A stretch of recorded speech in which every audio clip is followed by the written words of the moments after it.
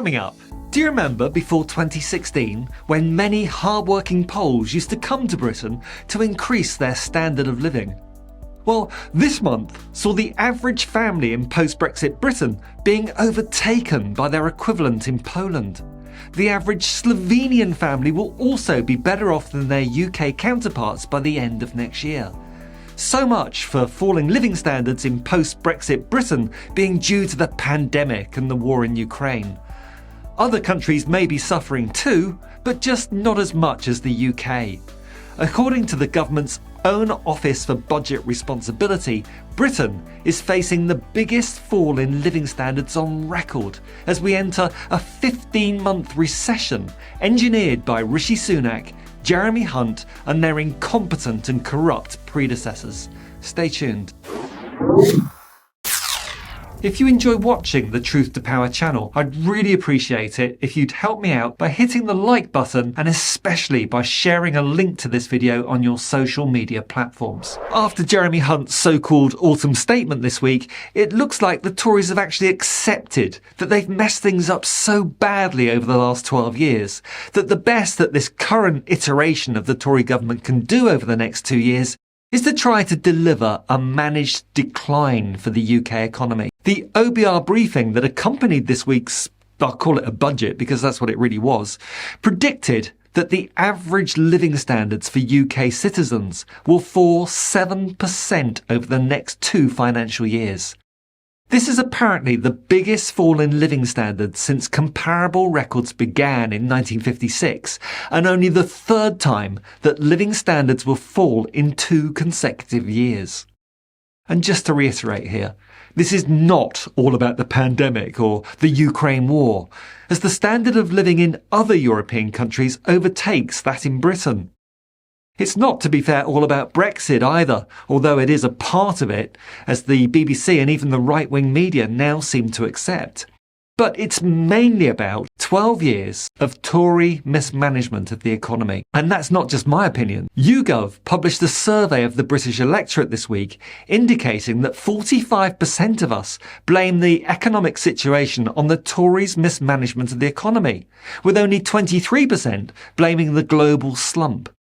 And on a related note, only 32% still believe that Brexit was the right decision, according to another YouGov survey this week. This budget was Jeremy Hunt's bid to reassure markets that his government is committed to balancing the books after the catastrophe of the Truss Kwarteng budget that spooked the markets and exposed post-Brexit Britain's vulnerability as an economy now reliant on the kindness of strangers, to quote Mark Carney, former head of the Bank of England. Sunak and Hunt are trying to convince the voting public that they have to fill what they call a £55 billion black hole in the UK economy through a combination of tax rises and public spending cuts. Now, as I've explained in previous videos, this figure is purely arbitrary, based on the Tories' own self-set targets, and is in reality just an accounting device, not a real loss of money. They use phrases like, "The nation has maxed out its credit card," or "like any household, we have to balance the books," when there's no such thing as a national credit card, and running the economy is nothing like running a household budget. They use these ideas as a way of justifying yet more austerity, or, as Sheffield University's Professor Richard Murphy puts it, those promoting debt repayment do so to stop us thinking about what the state can really do for us. This execrable Tory government blame the whole problem on external factors like the COVID-19 pandemic and rising energy costs, but that doesn't explain why so many other European countries are faring far better than us. The OECD published figures this week showing that the UK's economy is indeed lagging behind the rest of the G7 group of the world's largest economies. This chart shows how the UK economy has failed to bounce back from the pandemic, remaining 0.4% smaller now than it was just prior to the COVID lockdown. By contrast, every other nation in the G7 has grown over that period. And there's worse to come. Looking at the latest forecasts from the European Commission and our own Office for Budget Responsibility, the UK will have a sharper decline in the size of its economy than any of the EU member states. I wonder why that is.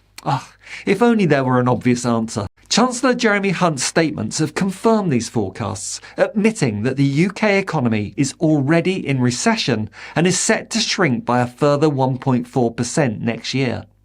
He also grimly stated that UK borrowing is now projected to hit £177 billion this year, up sharply from the £99 billion projection given by the OBR just in March.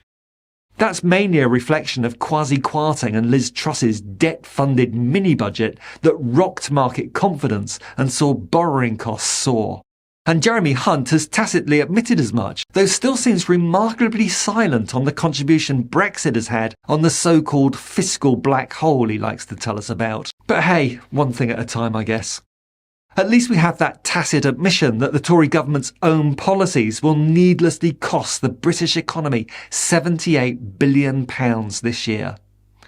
Jeremy Hunt announced in the budget that public spending increases will be limited to 1% from 2025 to 2028, rather than the previously budgeted 3.7%. Hunt is also planning to reduce the salary threshold for the top rate of income tax, and of more relevance to the average family, tax allowances and other income tax thresholds will be frozen up until 2028, which means that more people will be dragged into higher tax brackets. These tax increases kick in next year, but we're still no wiser as to the detail of the public spending cuts and which services will be savaged further by this public service-hating government. We do know that the health service, schools and defence will see their budgets protected, but other parts of the state which have already been cut to the bone, such as local government and the court system, are in line for cuts of 0.7% this year. The multi-billion-pound energy price cap will also now be less generous than they previously promised. I can't put my reaction to the budget any better than Labour's Shadow Chancellor Rachel Reeves, who said, "This is the price of a decade of Tory choices and economic failure," adding, "The Conservatives have crashed our economy, given up on growth and sent inflation through the roof. As usual, it is ordinary working people who are paying the price." Mr. Speaker, the Conservatives have crashed our economy, given up on growth, and sent inflation through the roof. And as usual, it is ordinary working people who are paying the price. It is a familiar tune.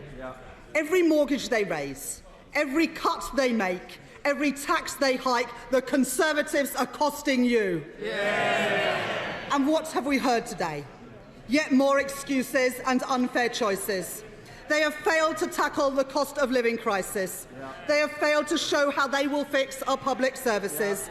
They have failed to show how they will deliver growth. And they have no plan for the future of our country.